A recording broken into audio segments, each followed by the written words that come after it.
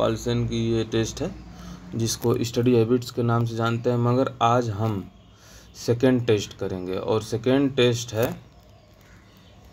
Standard progressive matrices का।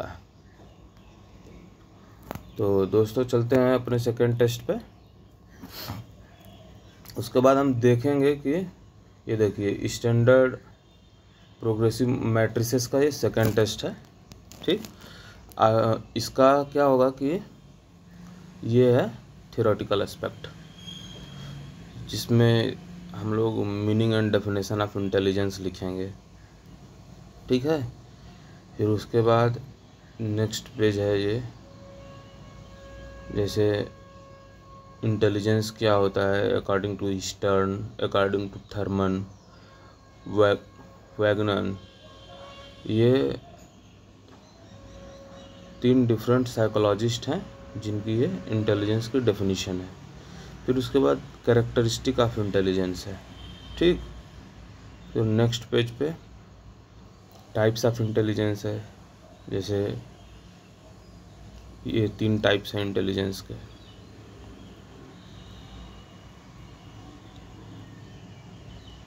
ये theories of intelligence हैं।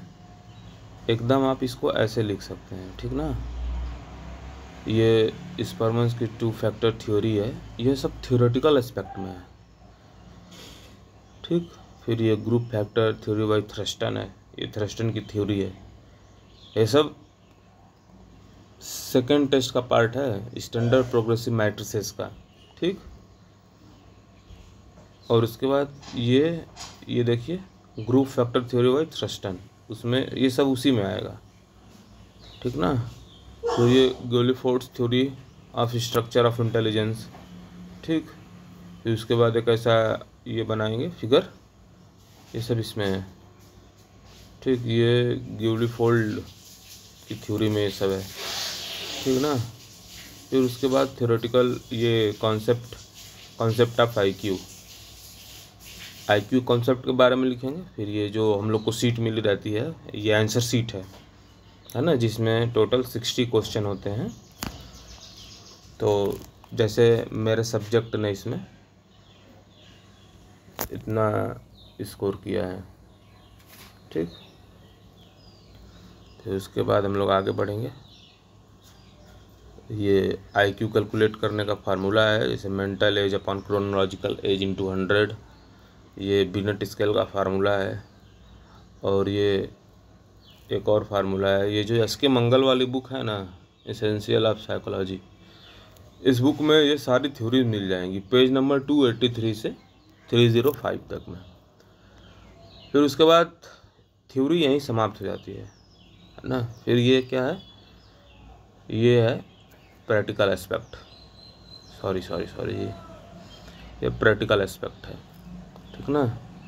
तो प्रैक्टिकल एस्पेक्ट में तो सबसे पहले पता ही है कि टेस्ट का नाम लिखेंगे स्टैंडर्ड प्रोग्रेसिव मैट्रिसेस। फिर टेस्ट का जो इन्वेंटर है जे.सी. रमन्स, उनका नाम है। फिर इस टेस्ट का ऑब्जेक्टिव क्या है वो लिखेंगे। फिर आफ्टर दैट क्या है कि सब्जेक्ट का नाम, then details of the tester, उसके बाद material required, date and time of the test administration, ये प्रिलिमिनरी सेटअप है। After that precautions.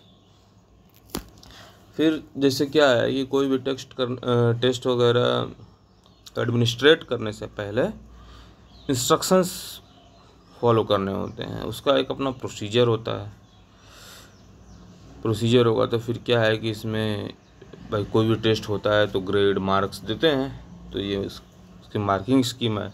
तो मार्किंग स्कीम में एक चीज़ देखेंगे, जैसे क्या है ना कि for every correct answer 1 mark was awarded, for wrong answer 0 was marked.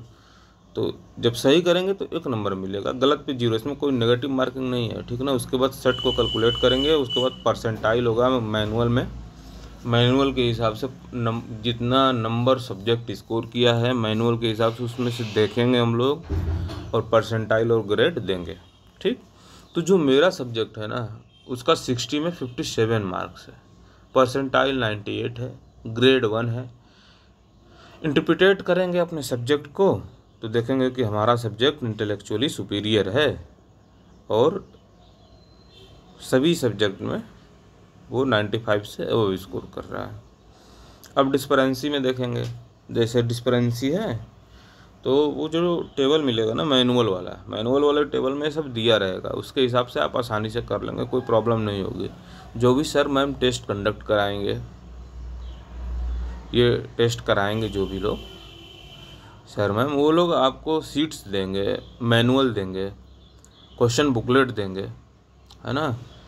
और वो जो इक्विपमेंट अवेलेबल होगा ना, उससे टेस्ट आसानी से हो जाता है, कोई दिक्कत नहीं होती है। हमें भी नहीं आ रहा था, हमने यूट्यूब वगैरह का हेल्प लिया, बुक्स का हेल्प लिया। सबसे अच्छी बुक है ये एस के मंगल वाली जो बुक है ना, एसेंशियल ऑफ साइकोलॉजी, ये बहुत अच्छी बुक है, इसमें सब कुछ दिया है। फिर उसके बाद ये ऑब्जर्वेशन टेबल हो गया।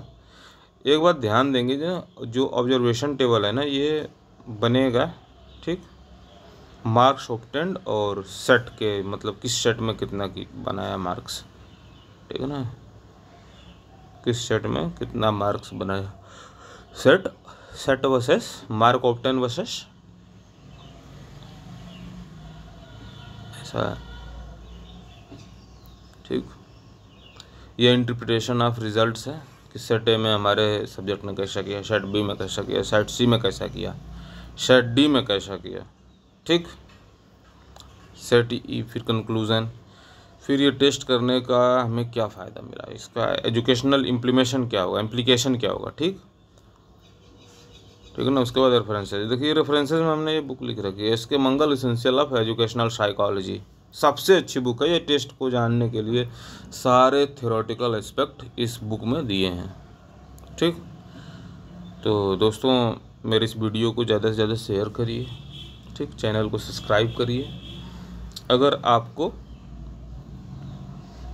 ये इसका कंटेंट चाहिए कि नहीं, अपना आपको प्रैक्टिकल कैसे लिखना है, तो आप हमारे इस वीडियो के डिस्क्रिप्शन में देख सकते हैं आपको क्या करना होगा, कैसे मिलेगा। बहुत ही आसान सा प्रोसीजर है एंड आप लोग इसको अफोर्ड भी करते हैं, नॉट मच कॉस्टली, ठीक। Good bye.